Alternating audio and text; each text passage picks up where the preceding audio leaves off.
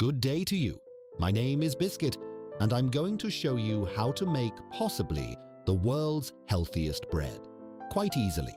It has no glyphosate, chlorine gas, petroleum-derived solvents, or potassium bromate, which is banned in Europe, Canada, and even China because it's linked to cancer. Much of the US bread contains it, however.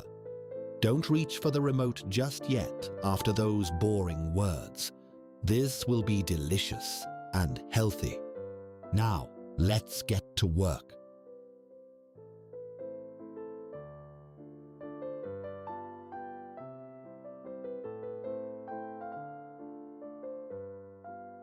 To start this bread, you can use pre-ground flour or mill it yourself. All appliances needed will be linked in the description, along with the best ingredients I've found. This is the flour I use if not milling my own. It's an original grain and glyphosate-free. It contains a weaker gluten structure that's easier to digest and has higher protein, plus antioxidants than regular wheat. Today, I'll show you how to mill your own using the stand mixer from our last video.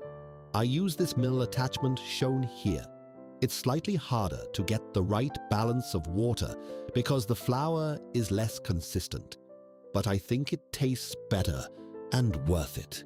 I only mill what I use for ultimate freshness. Add 4 cups of Einkorn wheat berries to the mill and grind it on one less than the most fine setting.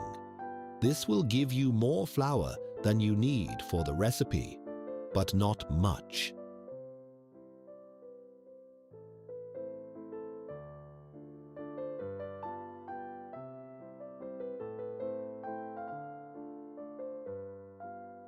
Once I have the flour, I start adding the ingredients to the bread machine.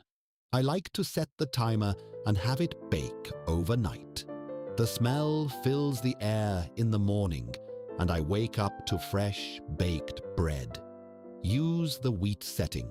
Add 1 1/3 cup of water before the flour. Next, add 4 1/4 cup of flour.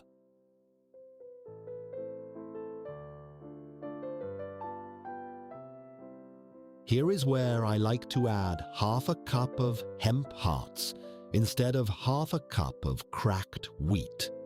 This adds more protein for muscle. Observe my incredible speed and strength.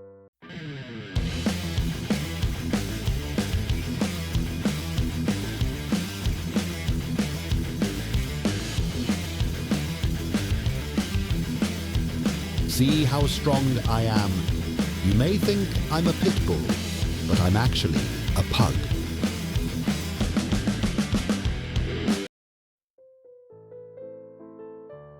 Add 2 tablespoons of a high-quality olive oil first. Then use the same spoon for the honey, and it won't stick as much. Next is 1 1/2 teaspoons of salt that I spread around the outside to keep away from the yeast. 2 teaspoons of yeast will do. Set the timer and wait until complete. By now, the room should smell incredible, and the bread should be moist and delicious. Pop out the bread, and you'll want to try some immediately. Then wait a bit, as it's easier to cut after it rests. I love this bread slicer, which makes it much easier. After about 2 days of fresh bread, I freeze the rest of the slices. I use this all-natural waxed-lined bag to prevent freezer burn. I hope you've enjoyed this video and bread recipe, but if you'll excuse me, I want to try some more.